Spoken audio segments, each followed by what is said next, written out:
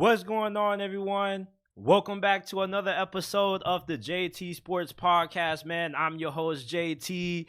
Football season is in full swing, people. Week 1 of the college football season is already in the books, and week 1 of the NFL season is only a few days away. We got Lions Chiefs. Who you guys got? I'm going to be giving my preview and prediction of that game later on in this episode. We got to discuss a lot of college football, man. Coach Prime is making noise. He told y'all before the season started, we coming. And Colorado has arrived.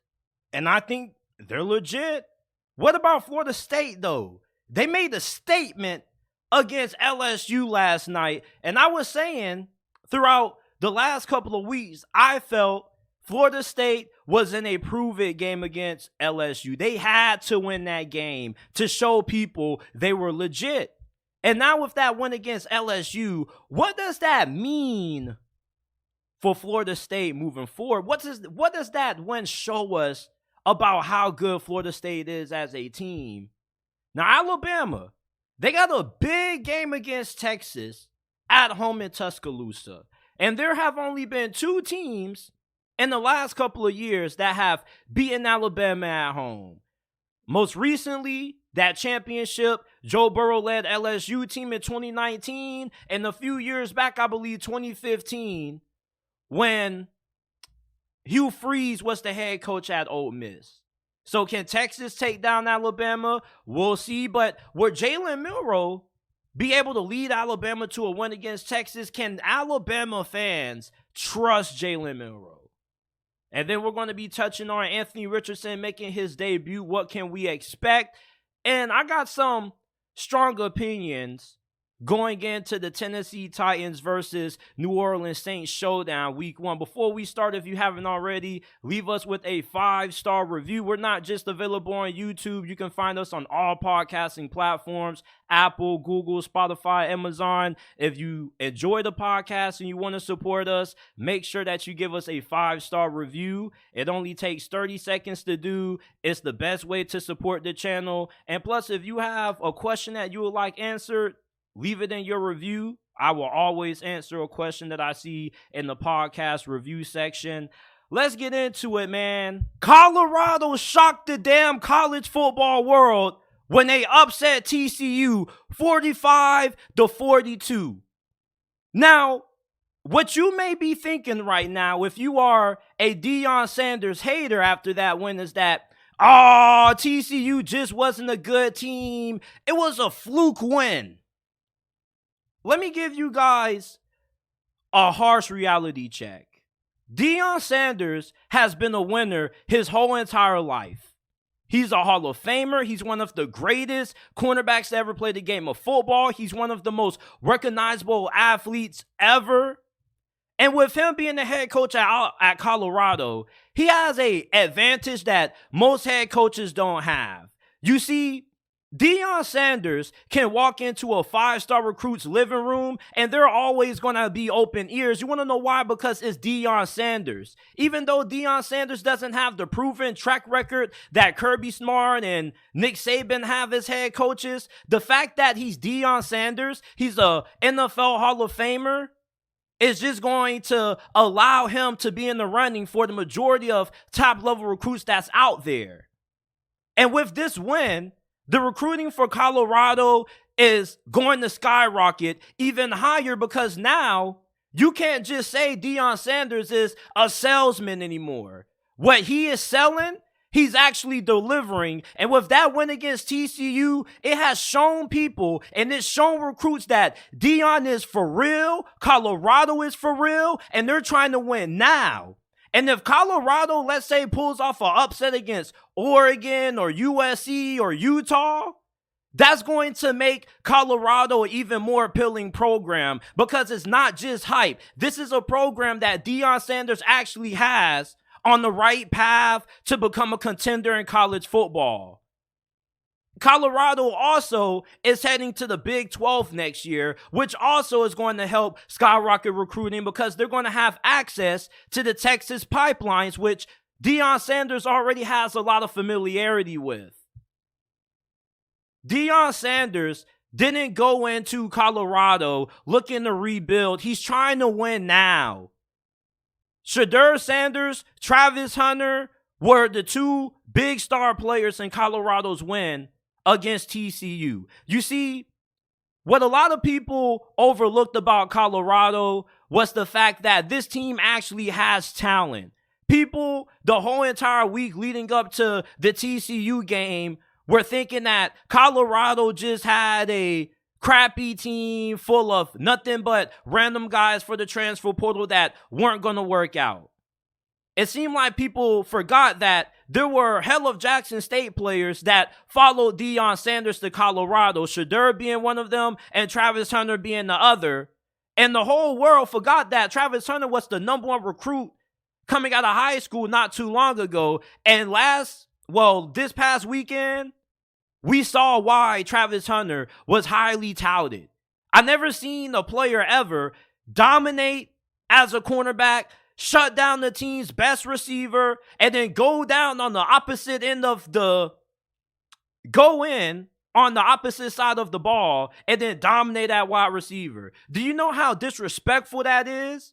Travis Hunter is shutting down your opposing best receiver and rounding up your best cornerback or your best whoever you have as your defender guarding him on defense. This dude is literally a one-hand wrecking crew. And I'm really intrigued to see how the NFL is going to view Travis Hunter when he comes out in the next couple of years. Are they going to try to make him play both sides of the football, or are they only going to let him play one? And when you think about Shedeur Sanders, when you have an elite quarterback in college football, there's not a single game that you can't win. Colorado's schedule is really tough. But with Shedeur Sanders and Travis Hunter and guys like Jimmy Horn Jr., Xavier Weaver, the outstanding freshman running back that they had, there's not a single team on this schedule they can't beat. I don't look at USC and Oregon and look at Colorado in those games as a team that doesn't have a chance to pull off the upset. I think that Colorado has a shot at beating any team on their schedule this year. You don't know what the ceiling is for Colorado, and that's what frightens a lot of people. You see, you thought Colorado just was going to be a team that only wins 3-4 games and they were mostly going to be irrelevant. You thought that this was just a media hype train. Well, this is more than just a hype train, people. This isn't just a publicity stunt. This is for real. This is a legitimate football team. And if they beat Nebraska, and when they go 3-0, when they squash Colorado State, they're going to be ranked in the top 25. And if they pull off an upset against Oregon or USC, you got to start viewing this team really seriously. Okay? People thought that Colorado was going to be a bummy team mostly, but this team has a lot of potential to be something special this year. I'm trying to tell you guys, I've been saying it all off season. Deion Sanders ain't go to damn Boulder, Colorado to win some damn 3.5 games. They're trying to win now. They're trying to win right away. Colorado, let's say they make it to the Pac-12 championship, which they are good enough to do. Imagine how people are going to view Deion Sanders. If Sonny Dykes can take TCU to the college football playoffs, his first season at TCU, what makes you think that Deion Sanders possibly can't be able to get Colorado to the Pac-12 championship game? Yes, they don't have a defensive line. Their offensive line is questionable, but nobody really has a phenomenal defensive line. USC, their defense is a work in progress. They got some talented players on their defensive line, but I don't think that Colorado is going to be physically outmatched when they go against USC. Same thing for Oregon and Utah. And with the playmakers that Colorado has on the outside, I mean, as long as Shedeur Sanders has a little bit of time back there, they're going to carve you up. You don't really need great defense to win in the Pac-12. All of the teams that are projected to win the Pac-12 this year, or at least the top 3 or top 4 teams in this conference heading into this season, only about one of them had a solid defense, and that was Utah. USC's defense, Washington's defense, Oregon's defense was trash last year, and we're going to see how improved those defenses are going to be this year. But Colorado with this offense, they can put up points with anybody. When you got an elite quarterback, you got elite talent at wide receiver, you could lose a lot of yards due to sacks, but you can make it up in bunches because you're a big play threat. TCU isn't a bad team. They're not overhyped. They're not overrated. TCU is going to bounce back. It seemed like people overlooked the fact that TCU only had 3 returning starters on offense and a new offensive coordinator and a new starting quarterback. Of course, things were going to be a little bit rusty for them. The same disadvantages that people thought Colorado had going into those games, TCU had as well. Colorado is a legit team. This isn't a 3.5 win team. This isn't a team that's going to be terrible. If you have Colorado on your schedule, if you're an Oregon or a USC fan, you should be very afraid when you have to play them because they can ruin your college football playoff hopes and your championship aspirations. Colorado is the last team that you want to see on your schedule if you're a team that's favored to win the Pac-12 and possibly make it into the college football playoffs. We coming is no longer. We here is the new mantra for Colorado football. But you possibly could say we still coming because there's a lot that Colorado has to prove. TCU was week 1. That's a couple of days ago. Now they need to focus their attention to Nebraska and Colorado State for the next 2 weeks. So there's still a lot that Deion Sanders has to prove because he wants it all. He's trying to make it to the national championship game. Deion Sanders won't be satisfied with anything less than that. That's what he's aiming for. He's not aiming for just improvement. He's trying to win. If you don't get that by now, you need to listen to his post-game press conferences or any of his press conferences, man. He's not thinking about the long term. He's thinking about the right now. You ask him what he wants Colorado to do this season, he wants to win it all. He ain't okay with just making it to a bowl game. Of course, he'll be satisfied, but he wants to win it all. That's his goals. Florida State smashed LSU Sunday night, 45-24. And if you thought that Florida State was overrated going into this season, you better start rethinking your expectations about this team because they sent the statement to college football on Sunday night. They let the college football world know that the Florida State Seminoles are back, people. We've been waiting for a very long time for a program like Texas, USC, Miami to be back. Florida State is back. You look at who were their most impactful players in their win against LSU. It were the guys that they acquired in the transfer portal. And my homeboys, when we was watching this game, they were asking me, JT, why do you think Florida State is so good? Do you think it's because of the recruiting? The recruiting has taken off, but I think a large reason why Florida State is such a great team this year is because of the talent that they have acquired and developed in the transfer portal. Jordan Travis was a transfer from Louisville when he got to Florida State. He's been under Coach Norvell for a couple of years, and he's a seasoned veteran in this system. Johnny Wilson, 6'7", 235, 240 pounds. He needs to work on his fucking hands. But if this dude learns how to catch the football more consistently, he's going to be a future first-round pick in the NFL next year. I don't care what knocks you have against Johnny Wilson. He's 6'7", 235, 240. Do you not know how unstoppable that is?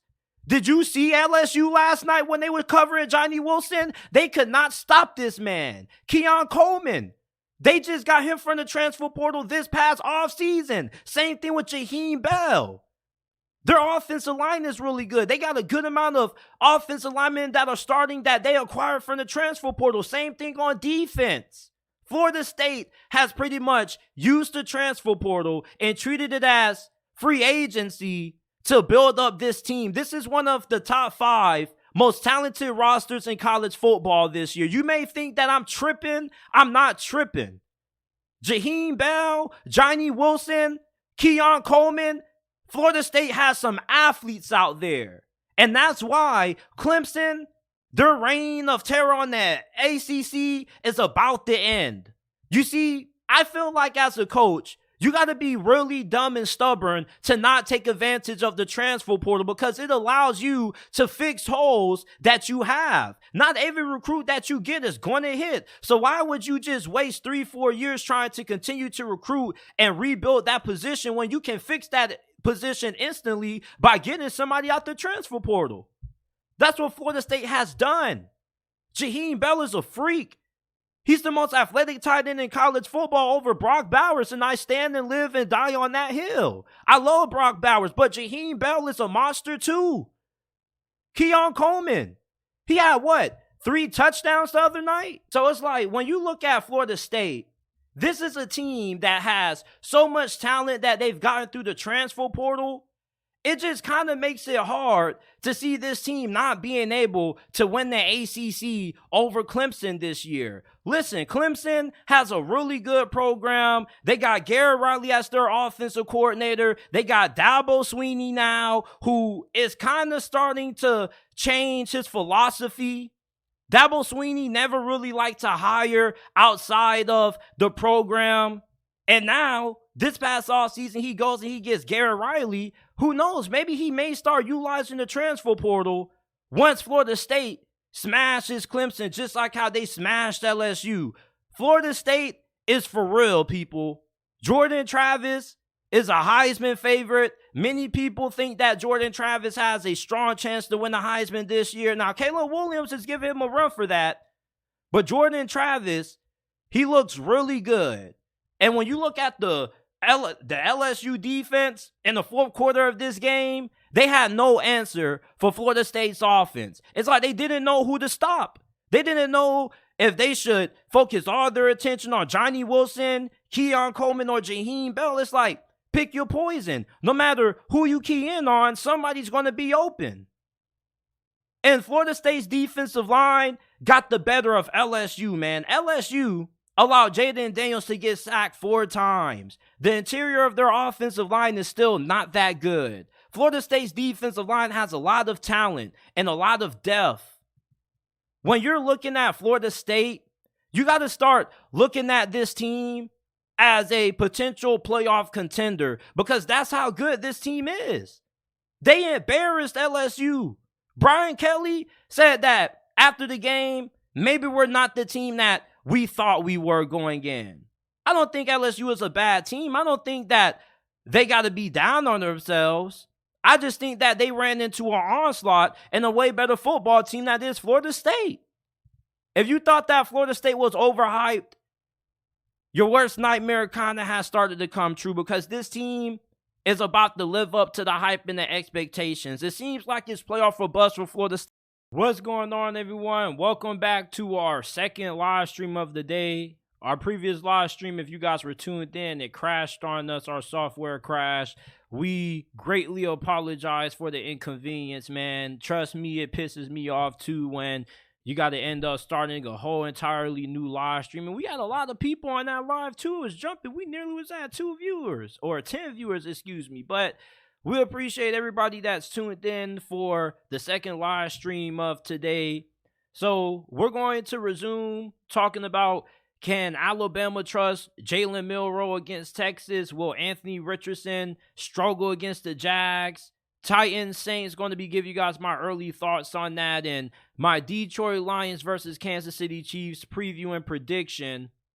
Let's talk about Alabama, and shout out to everybody in the chat. Alabama trounced Middle Tennessee State. They beat them boys 56-7. They gave them a spanking, keeping it PG-13. Jalen Milroe looked damn good against Middle Tennessee State. And I know it's Middle Tennessee State, but he had one touchdown run, his first touchdown run of the game, where it looked like the play was about to be a disaster, and he turned nothing into something. He scored a touchdown. This dude, when he decides to tuck and run, is one of the deadliest quarterbacks in all of college football. And if he plays really good against Texas, I don't see how Alabama doesn't walk out of that game with the victory. Against Middle Tennessee State, he looked pretty good as a passer. He was 13 of 18. He threw 3 passing touchdowns, no picks, and he has a really strong arm.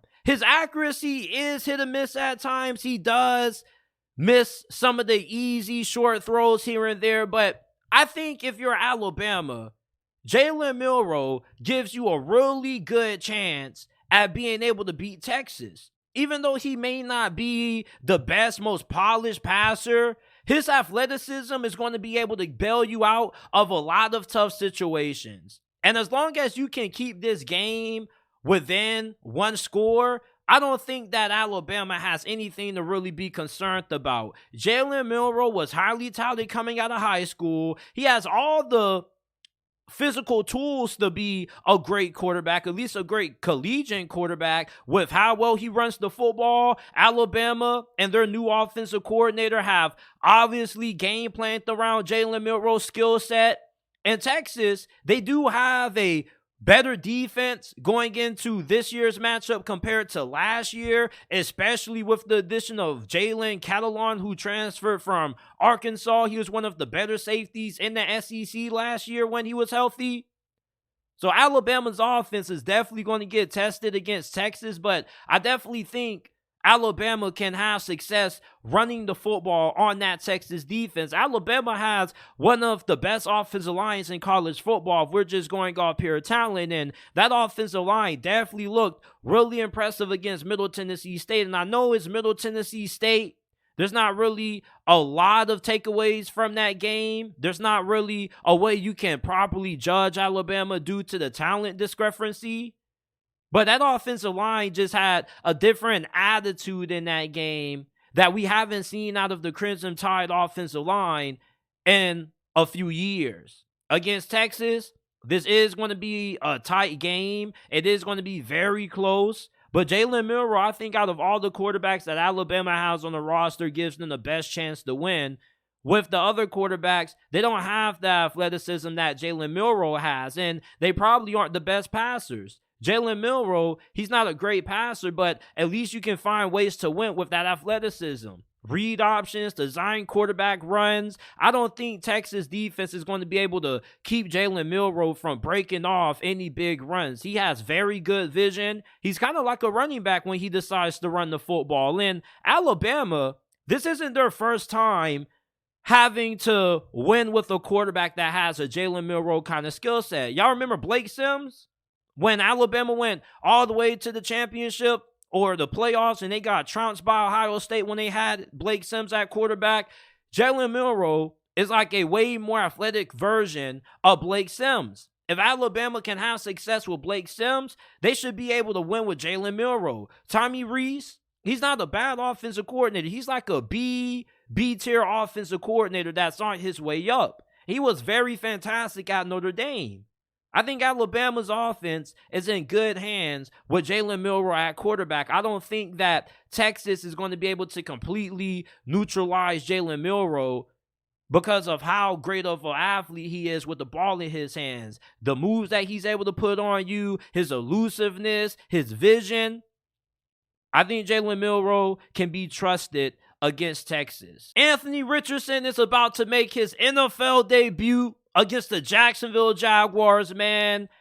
And I was talking to a few homeboys of mine who are Jaguar fans, and they think that Anthony Richardson is going to struggle and that the Indianapolis Colts are going to get blown out. And it's not going to look pretty for Anthony Richardson in his first official NFL start. But the Jacksonville Jaguars, right? When you think about the Jags defense in 2022, they were really good against the run. They were 12th in the NFL in rushing yards per game allowed. And this is a unit that didn't really give up a lot of big explosive runs. But they did struggle inside of the red zone. Is the red zone defense going to improve? Is the third down defense going to be improved? The linebacker unit, Devin Lloyd, Foye Oluokun, they're going to have a tough task ahead of them, right? Even though Anthony Richardson is not the greatest passer, trust me, we know that things are going to look pretty ugly if Indianapolis is asking Anthony Richardson to win this game, throwing the football 40 times. But this man runs 4.43. He's 6'4", 255 freaking pounds, dog. This is like Derrick Henry at freaking quarterback. It doesn't matter if Anthony Richardson isn't the greatest passer. When you're going against this kind of monster at quarterback, you kind of got to change some things on defense. You can't defend Anthony Richardson with the same personnel that you defend against a pocket passer or any other quarterback. Anthony Richardson's athleticism is going to allow him to get away with a lot of mistakes. Against the Buffalo Bills, if you watch his preseason debut, he was stiff-arming guys to the ground, running dudes over. Most linebackers in today's NFL do not weigh any more than 230 pounds. Anthony Richardson has like a 25-pound advantage on most linebackers. And once he gets into the open field, it's wraps. These defensive backs already hate tackling as it is. There are very few defensive backs that actually try to wrap up anymore. So you really think that anybody in the Jaguars secondary really wants to see 255 pounds, 4'3" in the open field? Good luck. This is a game that could be a lot tougher than what you may expect. Anthony Richardson, he may not have a great day throwing the football, but when he decides to run that thing, and he's probably going to be running that rock a lot, Jacksonville's defense may have some issues against this. This isn't your typical dual threat quarterback. This is Derrick Henry at freaking quarterback, dog. There are not a lot of NFL defenses that have the kind of personnel equipped to slow down an Anthony Richardson. Most linebackers aren't more than 230. So you really think that these linebackers are going to be able to stop Anthony Richardson every single play behind the line of scrimmage? You're going to have to stack the box. And when you stack the box, Anthony Richardson, he's shown the ability that if you give him enough time and you give him some easy throws downfield, that he can knock him down 7 out of 10 times. He may not consistently hit the open field throws downfield, but if you give Anthony Richardson some chances, he can make you pay. He has one of the strongest arms in the NFL. Anthony Richardson, he may have some ups and downs in this game against the Jacksonville Jaguars, but his athleticism and his size make him really challenging to defend against if you're Jacksonville's defensive coordinator. And they weren't good in the red zone. Indianapolis is going to be very good in the red zone with Anthony Richardson at the helm, because that's where his athleticism really makes him a threat in the red zone. When everything's condensed, there's not really a lot of the playbook that you have at your disposal. You got to get really creative down there. And with AR at the helm at QB, 255 pounds, you love the red zone opportunities that you're going to have with him against the Jags defense. Nobody wants to tackle this. And tackling Anthony Richardson can really wear down your defense over the course of 4 quarters. This man is 250 plus, 4'3", running downfield at you. This is Derrick Henry on steroids, but just happens to be able to throw the football really well. The Jaguars, they probably will beat Indianapolis, but I think it's going to be a very close game. I don't think anybody should be overlooking Anthony Richardson. Shane Steichen and Jim Irsay and Chris Ballard, they know what they're doing. They trust Anthony Richardson under Shane Steichen's tutelage. Shane Steichen isn't going to put Anthony Richardson in a position where he's completely going to fail. Shane Steichen, if you guys don't know, it's Indianapolis' new first-year head coach. He was previously the Philadelphia Eagles offensive coordinator for the last couple of years. He also was Justin Herbert's offensive coordinator his rookie season. So if there's anybody who you can trust to develop a young quarterback, it's Shane Steichen. And trust me, they're going to have a game plan for Anthony Richardson. They wouldn't have made this man the starter if they were going to put him in a situation that's going to destroy his confidence. Anthony Richardson, his size and his athleticism makes him very difficult. Even when you think you have this dude wrapped up behind the line, he's still going to break out, make a couple of guys miss, and he's going to be off to the races. There's only so much you can do, and only so much you can do the game plan for somebody with this kind of size and athleticism. It's very rare. Anthony Richardson, with his God-given abilities, is going to allow him to make some things happen that most quarterbacks wouldn't be able to make happen in certain situations. There's a reason why he got drafted in the top 5. This is a 1% athlete, not just in the NFL, but in the whole entire world. You're not going to find somebody with this size, this speed, this open field, change of direction that Anthony Richardson possesses. It's going to be a little bit challenging for this Jags defense.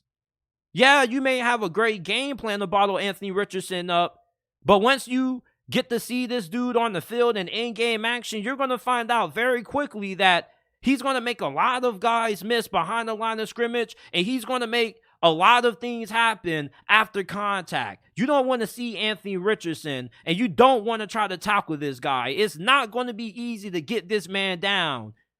Even if he makes the wrong read on a read option or a design quarterback run, it's not really going to matter too much, because how many players on your defense are equipped to be able to tackle this man? This size is a problem. This athleticism is a problem. And Jacksonville is going to be the first team that gets to get the first knack at trying to figure out how to slow down Anthony Richardson. And it's a copycat league, so if whatever Jacksonville does works, many teams are going to be implementing that. But sometimes you got to have a particular personnel when you're going against somebody that has Anthony Richardson's skill set. The Jaguars have some solid players on their defensive line. I don't think they got anybody crazy athletic, but they do have Trayvon Walker, who's going to be really big in a game like this. Trayvon Walker was drafted number 1 overall last year for situations like this. He was a freak coming out of Georgia. He has insane upside. He has insane athleticism. So Trayvon Walker is going to be really big in the Jaguars trying to slow down Anthony Richardson. Same thing with Josh Allen. You're going to need your pass rushers to wrap up and make sure they can get this fool on the ground. And it's easier said than done. 255 running 4.43. I'm going to reiterate that for the last time. It's not easy to stop.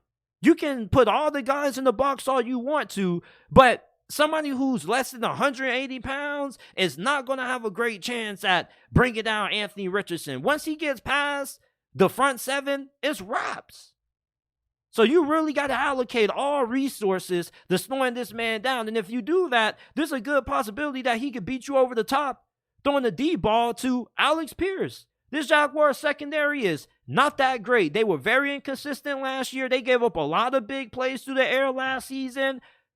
So Jaguar fans can make it seem like they just have a guaranteed win against Anthony Richardson. He's going to struggle. I wouldn't be all that confident about that. Anthony Richardson is a really tricky player to defend against, and most defensive coordinators will tell you that. Even though he can't throw, his athleticism makes him really challenging to game plan for.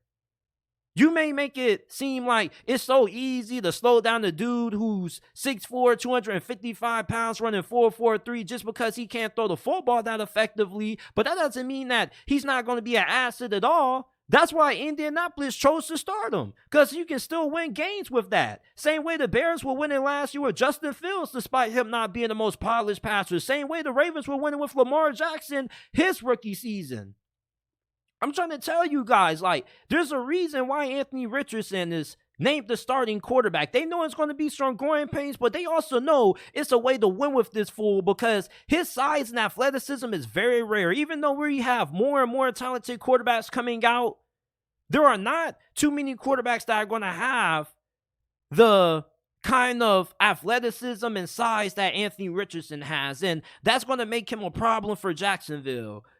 You're not playing in the early 2000s or the late 1970s when you had 6'4", 6'3", 245-pound linebackers anymore. These linebackers are smaller. They're sacrificing size for speed, and eventually you're going to have to find somebody who's going to have the physicality to bring this fool down.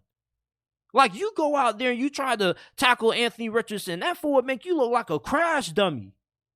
There was a game a couple of years ago, early into Lamar Jackson's career, where the Ravens had to play the New England Patriots, and the New England Patriots, no matter what they did on defense, could not stop Lamar because they didn't have the personnel. You got to have the right personnel to slow something like this down. So don't think that Anthony Richardson, just because he ain't the greatest passer, he's going to struggle in every game, because there are teams that are not going to be equipped to slow this fool down when he gets into the open field and when he has one of those games where he just can't be stopped. He's one of those quarterbacks that could go for over 1,200 on the ground this season. Quarterback power, you better watch out. If your linebackers can't get downhill in this game and you're relying on Rayshawn Jenkins or Cisco or whoever else in your secondary to be your last line of defense against Anthony Richardson, you're going to be in a lot of trouble. It's going to be over with. The Tennessee Titans are going on the road to face off against the New Orleans Saints. The Saints are 3-point favorites going into this game, man. And let me tell you guys something. New Orleans is a team that you got to be really skeptical about. They could easily be this year's Denver Broncos team. Denver had a lot of hype. They got Russell Wilson. They got Nathaniel Hackett. They had a really talented squad. But when the season rolled around, it turns out Denver wasn't a good football team because they were poorly coached. And the New Orleans Saints, they have a more talented team than Tennessee going into this game. But do you know what gives Tennessee a little bit of an edge in this matchup? Mike Vrabel. Mike Vrabel is one of the most underappreciated head coaches in the NFL. This fool was winning with Joshua Dobbs at the helm at quarterback. Nearly beat Kansas City on the road in overtime with Malik Willis. And he's going against Dennis Allen, a head coach who has a losing record up to this point in his career, isn't good with clock management, late game situations. He can be a little bit too conservative at times. Coaching in week one is really important because your teams can tend to start a little bit slow. Things can get a little bit sloppy. The New Orleans Saints, they got a really good team, but they may not be the most well-coached team in a game like this, especially week one. A lot of penalties occur. And with this mostly coming down to it being a close game, I kind of like Tennessee. And you really shouldn't be surprised if Tennessee beats New Orleans week one. I think, as a matter of fact, this is my biggest lock of this week. I don't like New Orleans as a team this year. I think they're massively overrated. If they had any other head coach but Dennis Allen, let's say they had Sean Payton, I probably would like them to win this game, and I possibly would like them to make it out of the NFC, but they got Dennis Allen, who's not a good head coach. And I think that Mike Vrabel may coach circles around Dennis Allen in a game like this.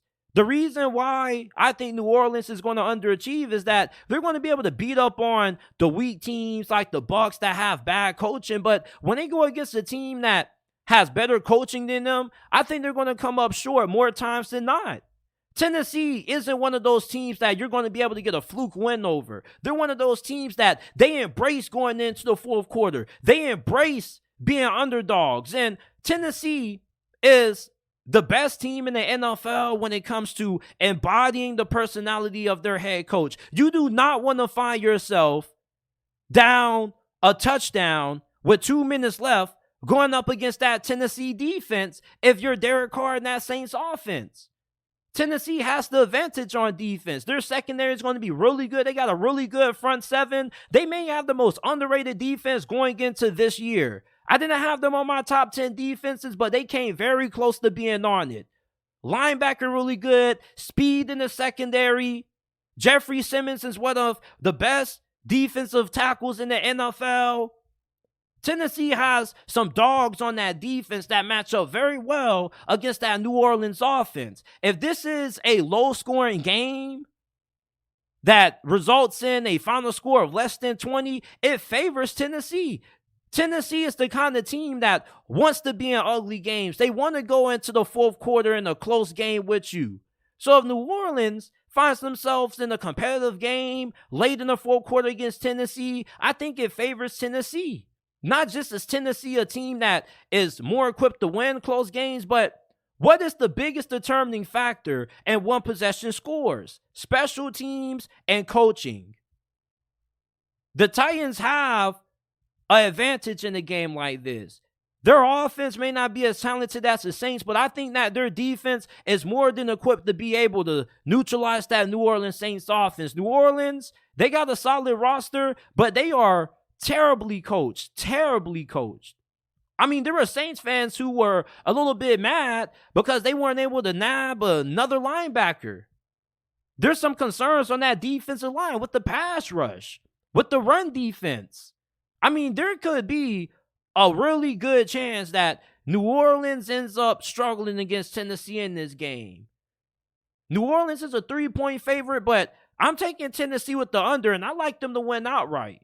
And that's the official prediction of mine, man. The New Orleans Saints, I think people are quickly going to find out why this team is heavily overrated and why Dennis Allen isn't it as the head coach of this team. And the Titans are going to be the first team to show everybody why I've been saying New Orleans is fool's gold all off season. Football is back, people. The NFL regular season is finally here. We got the Detroit Lions taking on the defending, reigning Super Bowl champions, the Kansas City Chiefs. Now, there's a big storyline to follow for the Kansas City Chiefs. Star defensive tackle Chris Jones is probably not going to play in this game. Him and Kansas City are at odds with the new contract.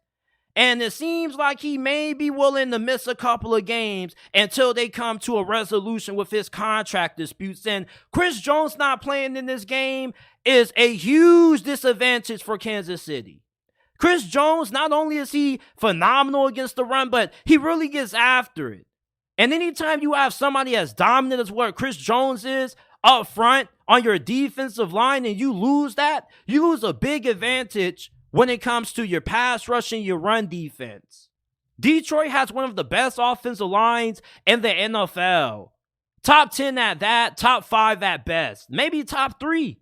Who's going to step up when it comes to the pass rush of Kansas City? George Karlaftis, could he be somebody to have a big day in this game? They're going to need somebody else when it comes to their edge rusher position to step up and be able to get pressure on Jared Goff. Ben Johnson is one of the best offensive coordinators in the NFL. He was interviewed a couple of times for some head coaching opportunities. He more than likely is going to be a head coach next year.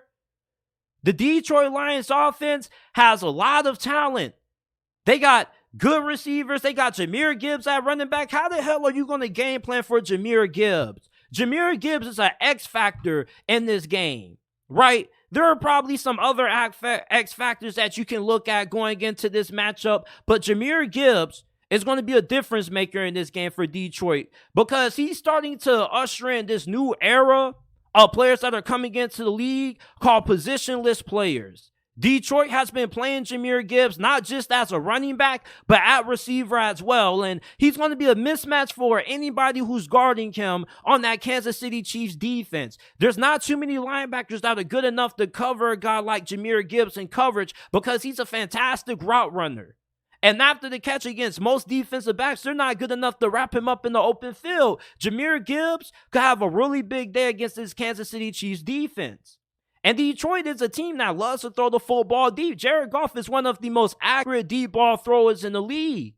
Kansas City, they had a young secondary last year that was able to step up big in the playoffs in big moments. But is this secondary going to be able to be as good against a team like Detroit that's going to have a really good offensive line where you don't have Chris Jones being able to get after Jared Goff? That kind of concerns me. Kansas City, even though defensively you may have some concerns about them, they got a shot because they got Patrick Mahomes, Travis Kelce, and Mr. Big Red on the sideline, Andy Reid. Detroit's defense was terrible at everything last year. They couldn't stop the run. They couldn't stop the pass. They couldn't stop a cockroach. They couldn't stop a fly. And if me and you were playing quarterback against the Detroit Lions last season, they probably wouldn't be able to have stopped us neither. But they drastically overhauled this secondary last year. Well, this past offseason. They got Emmanuel Mosley, Cam Sutton, Chauncey Gardner-Johnson. They drafted Brian Branch. This is going to be a vastly improved secondary. And if they struggle against Kansas City's offense, you got to start looking at Brad Holmes and you got to ask him, hey, bro, like, we spent all this money to improve the secondary and we still getting carved up by quarterbacks. No matter how good Patrick Mahomes is, you spend a lot of money like what Detroit did, you expect that secondary to have some results. This is why you pay big money. This is why you drafted Aiden Hutchinson. This is why you got James Houston. Because you need to be able to slow down Patrick Mahomes in the big moments. Let's face it, this is going to be a game that probably is going to come down to the last possession. I was telling my friend earlier today that I don't think win or lose, Detroit is going to lose by more than one possession. They went 8-2 the second half of last season. They nearly beat Buffalo on Thanksgiving. They got talent on defense now. This defense, if they can't slow down this Chiefs offense in the fourth quarter, it's wraps. I'm sorry, but I think it's kind of money wasted. Aiden Hutchinson really cranked it up a notch during the second half of last year. They need him to be really big in this game. Same thing with James Houston. And the biggest question about Kansas City's offense isn't receiver. They got more than enough talent at receiver. You got Kadarius Toney, who is going to play in this game. You're going to have Justin Ross, who potentially could be a difference maker. You still got Travis Kelce. But Kansas City's offensive line, when it comes to their two offensive tackle positions, is a little bit concerning. They paid a lot of money to Jawan Taylor in free agency. I think that although he had a good year last year, that was his best season in all his years that he was in Jacksonville. So maybe Kansas City overpaid. We're going to see. He's going to get tested. They got Donovan Smith. Donovan Smith he's okay. He didn't have a great season last year, but we'll see if Andy Reid and this Kansas City Chiefs offensive line coach can work some magic with him. But Detroit, if they can get after Mahomes and they can keep him inside the pocket and keep him from escaping and doing all of the crazy things that he does when he breaks outside the pocket, I think they got a really good shot against this team to pull off the upset. This is a really improved secondary in Kansas City. Outside of Travis Kelce, they don't really have a legitimate number one wide receiver that I think is going to be able to win consistently against Detroit's secondary. Chauncey Gardner-Johnson versus Travis Kelce is going to be a really interesting matchup. You got to be able to slow down Travis Kelce if you want to be able to slow down Kansas City's offense. And Chauncey Gardner-Johnson, I think he's one of the perfect fits for a guy who could give Travis Kelce some issues. He can come down, cover Travis Kelce in coverage, and be able to hold his own. He's also really good against the run. Travis Kelce versus Chauncey Gardner-Johnson, look up for that this matchup in this game. It's going to be really big. If they can get Chauncey Gardner-Johnson to slow down Travis Kelce, I think it's going to be huge for Detroit being able to get key stops in this game. Now, what does concern me about Detroit is that I don't know about their run defense. I think their pass defense is going to be tremendously improved, but I think that this run defense is still going to be an issue. They do got Jack Campbell, who I love a lot. But asking a rookie linebacker going against Patrick Mahomes to be able to understand what Kansas City is going to do when they're changing plays, audibling things, changing things up is a hard task. And the middle linebacker is kind of like the quarterback of your defense. And Kansas City's offense, they throw a lot at you. So Jack Campbell, I like him, but I don't know about the other linebackers that they have. I don't know if Detroit's run defense is going to be great in a game like this. Isaiah Pacheco, we remember how big he was during Kansas City's Super Bowl run last year. He was a 7th-round pick. And he's a monster. Kansas City, offensively, their offensive tackles are really concerning, but you know with Patrick Mahomes, you're going to be able to put up points as long as Detroit can't keep him from making those big plays. If Detroit can keep Patrick Mahomes from improvising and just allow him to beat them from within the pocket, I think that this defense can get some stops because of how good their pass rush is. But if you're allowing Patrick Mahomes to get outside the pocket and buy time for receivers to get open, that's when you get in trouble, especially in third down.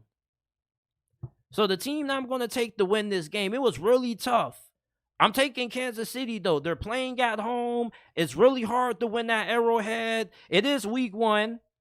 So there is a good chance for Kansas City to come out slow, come out a little bit sloppy. But I just don't know about Detroit's defense against Patrick Mahomes in this game. I do think that this defense is going to get stops. I don't think that it's going to be a bloodbath defensively.